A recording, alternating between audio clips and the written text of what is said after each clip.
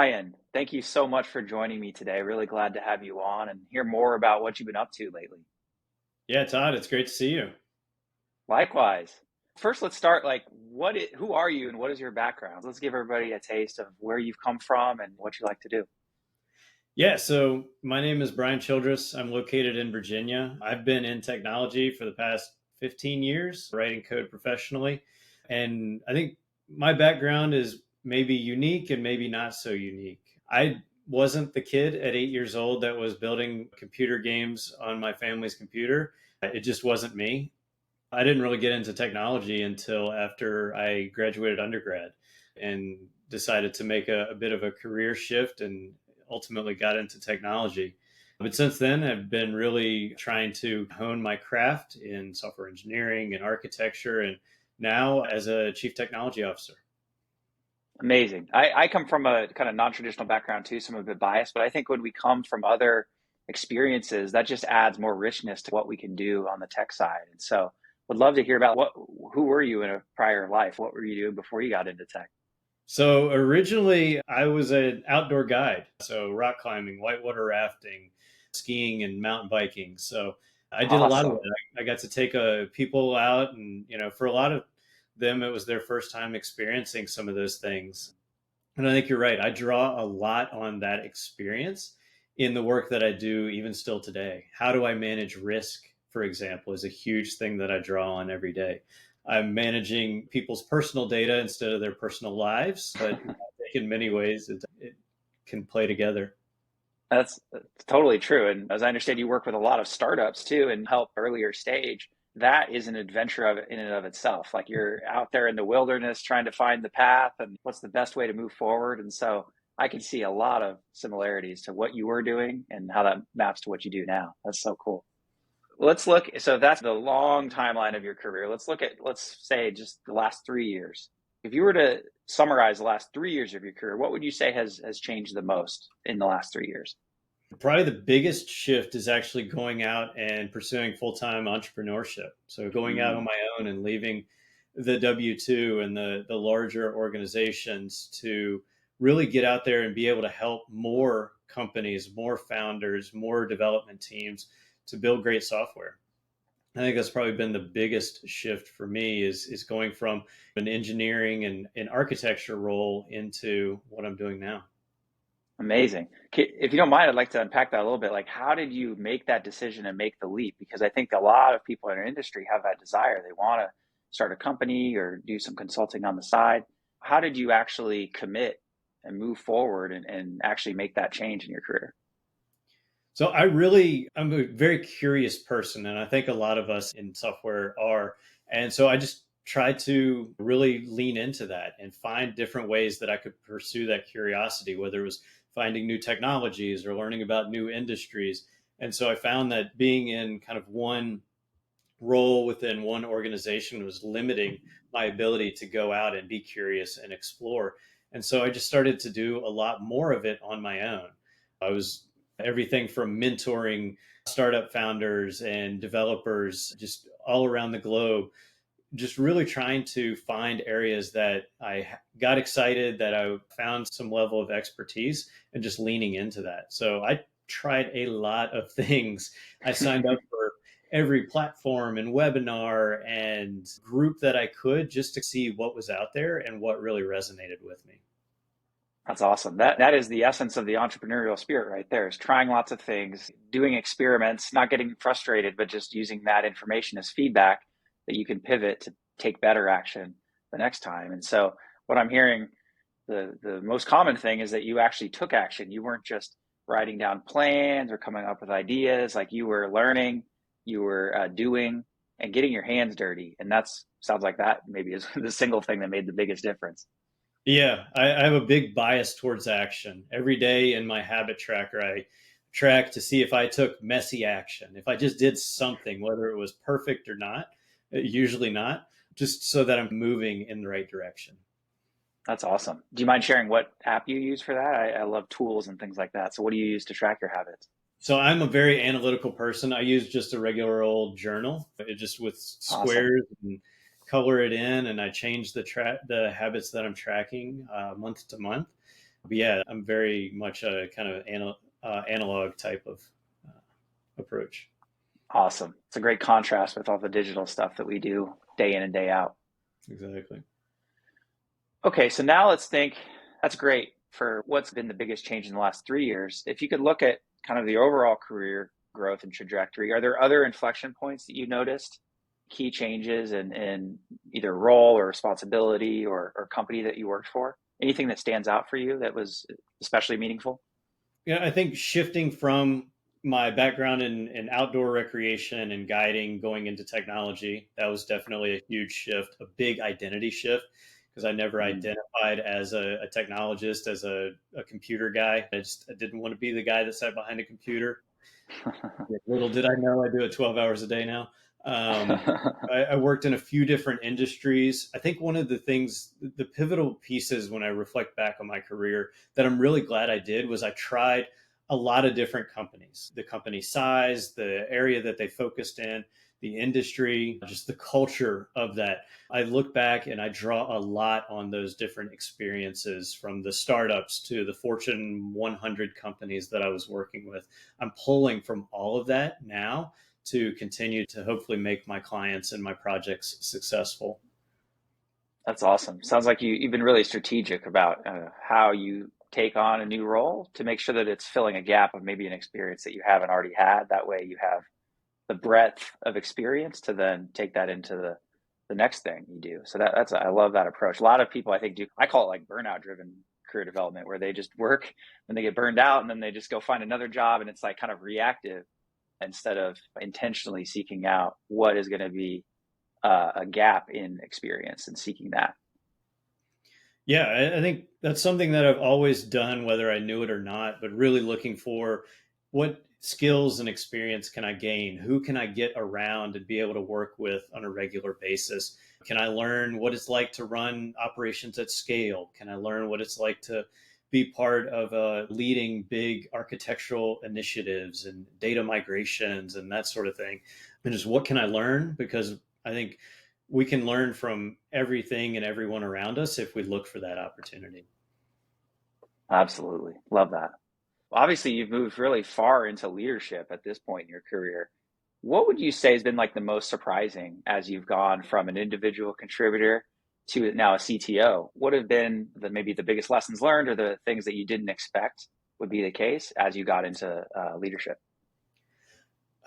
I've definitely learned that I draw on a lot of different experiences. So, whatever the conversation that I walk into, I'm drawing from all sorts of conversations or podcasts or conferences that I attended. I'm just pulling all of that information in constantly. So there's no one source that I'm getting the when I'm writing a big vision for the tech team for the next 3 years that's going to include all the changes that we're looking to implement in the technology organization. Like I'm pulling from a YouTube channel about landscaping, a guy that goes around and cuts grass. But there's pieces of information, and I think just being open to receiving information from all sorts of different sources has been really big. I've also learned that I really enjoy this leadership role. And when I was in IC roles, I always said, no, it's not for me. I don't want to do those things. I don't want to. But I'm really finding that I'm enjoying the opportunity to get to work with so many different people in that capacity. And because I have that kind of deep technical background as well, we can have a bit of an interesting conversation. We can talk both technical and personal and make sure that I'm doing the best that I can to help push the team forward in the direction they want to grow.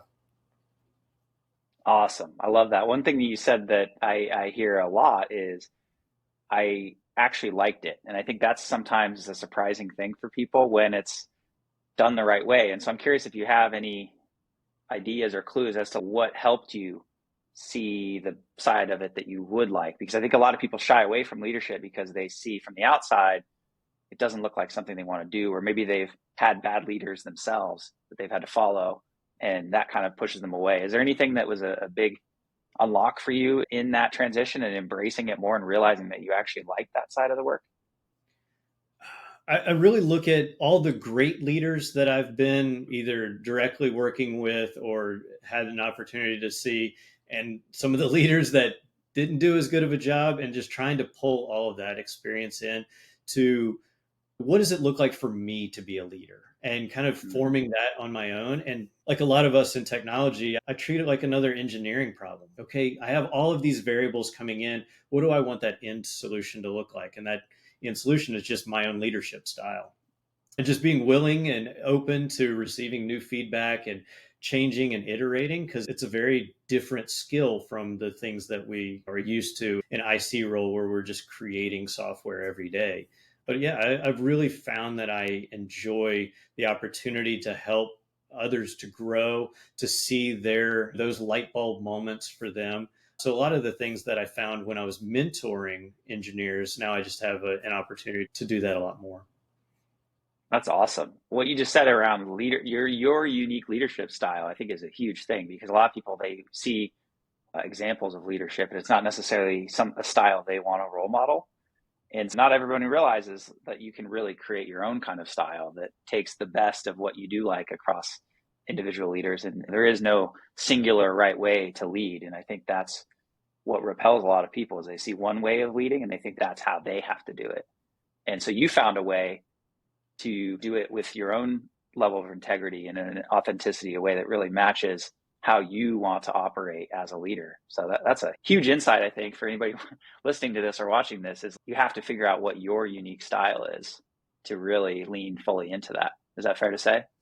Oh, absolutely. And people can sniff out the inauthenticity that we might Yeah. have. So just bringing your full self, being willing to say, yeah, man, I messed up. I told you wrong, or I led you in a bad direction, and I apologize. What can we do to make this better? Like, how can I make this Yeah. better for us? And just really just trying to be as collaborative and team focused as possible, and just being willing to take that as a lesson learned every time. That's awesome, man. Yeah, that's huge. Thank you for sharing that.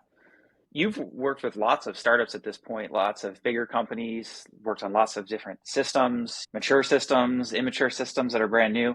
What would you say are like the three most common problems that you see and that you solve or that you like solving? If you just had to zone in on just three, I know it's hard to limit to just three, but what are like the three most common or enjoyable problems that you do solve when you're coming in to an engineering situation? So the one that I think encompasses the most for me is simplicity. And the problem that I see happen most often is that we make our systems overly complex too early, and even more Mm, than what we need. And we see this a lot of times with startups or just immature organizations, where it's like, we're trying to build for this big, huge future, or we're mimicking what a larger organization with different sets of problems have done. We're taking their architecture and trying to bring it into our organization, and not necessarily similar to leadership, where I'm pulling from a lot of different places. The problem I see is, oh, we need to build this platform the same way that Netflix or like Google would be building it. I'm sorry to say, you've got 1,000 users. You don't need distributed real-time data solution. You don't.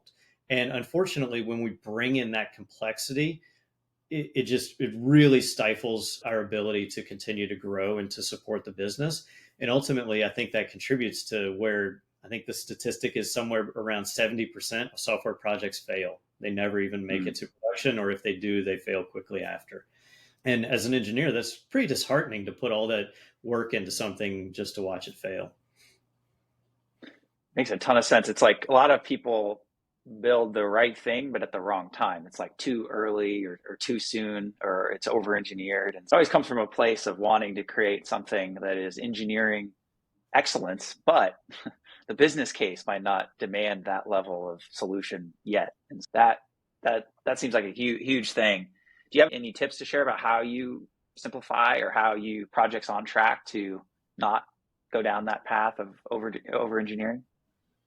Always want to focus on the business and what is the problem that we're solving for the business. And if we're really clear about that, and we make it overly simple to understand, that anyone, whether they're technical or non-technical, can understand, okay, how are we solving this problem? And we just happen to be using technology to do it. I found that to be really successful. But when it's something like, when I say, Todd, you're not going to understand it because it's too complex, it's too complicated, that means we're going in the wrong direction, I think. And so, really, That's a problem. especially as we grow in our career and we become more senior, I think it's even more important for us to be able to simplify the solution. And so, if I ever hear an engineer say, "Oh, it's too complicated," then we don't understand it well enough. And I think that's an opportunity to go back and revisit what is the problem and then what is our intended solution. That's awesome. Great tip.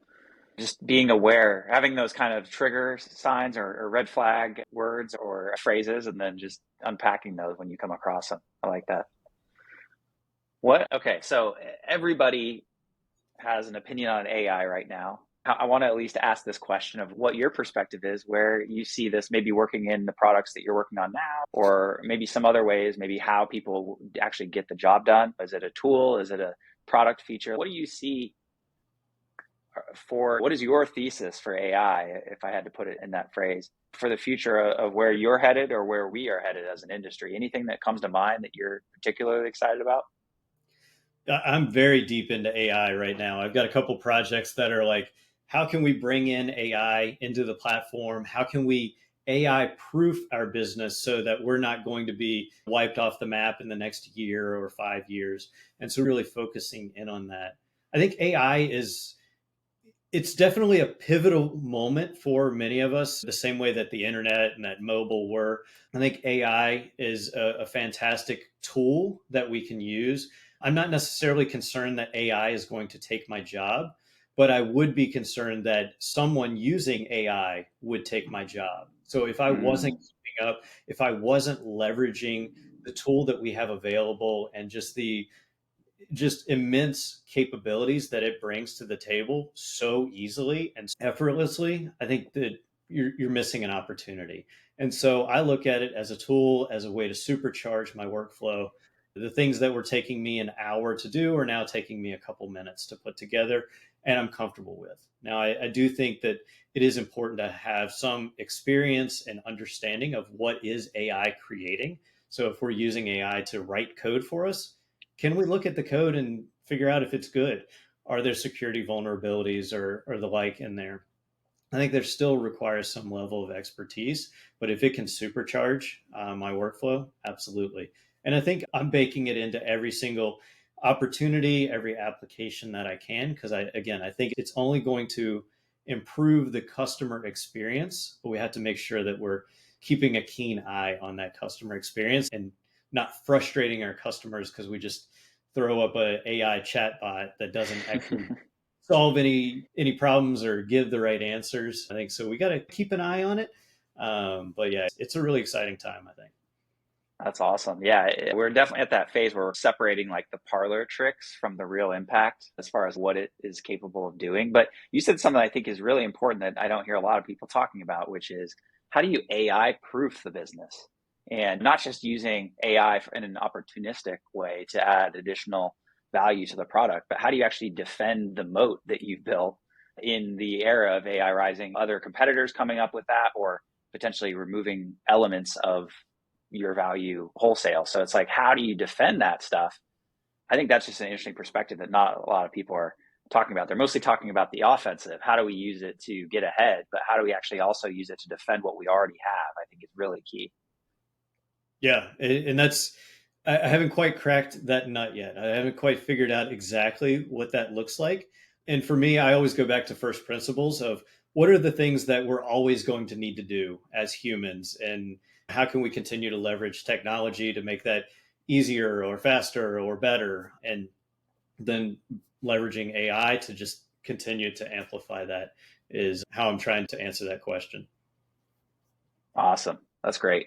One last question before we wrap up today is you've clearly had an amazing career already, but knowing what you know now, is there anything that you'd do differently? Anything you'd change about your career path? Let's say you could do it a second time around. Anything you'd do differently or change about how you grew in your career? I don't think I would necessarily change anything. I probably would have done more of what I was already doing. I would Oh, done more networking, more meetups, more just exposing myself to more industries, more technologies, just to see what was out there. Because there's a lot of differences, but there's also a lot of similarities. Um, I've worked in healthcare and I've worked in finance. The way that we build the applications is largely the same. I'm dealing with sensitive data either way. And so there's a lot of overlap and a lot of opportunity there. I think I would have probably leaned into leadership a little bit earlier. And there's a few jobs that I probably stayed at a little too long that I probably would have left and pursued other opportunities, just again, to be exposed to more things that would help me to grow. Awesome. That is great wisdom there. I think what I heard was follow your curiosity, which you did, but double down on that and do even more of it so you get exposure to even more industries and perspectives and ideas. That's a great piece of advice that anybody can pick up and follow themselves, no matter what level they are at their career, just getting started or late stage. It's continuing to follow that curiosity and then more exposure of yourself and your ideas to the world, but also exposure from other people's ideas to you. Absolutely. Yeah. Awesome. Awesome. I guess one last question is where can people find you online? If anyone wants to connect with you, what's the best place to find Brian Childress on the internet?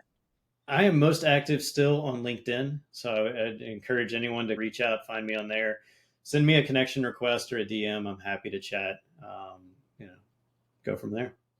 Awesome. We will put a link to your profile in the description here so everybody can find you easily. Brian, thank you so much for joining me today, telling us a little bit about how your career has progressed and what you're excited about for the future. Thank you, and we'll talk more soon. Thanks, Todd.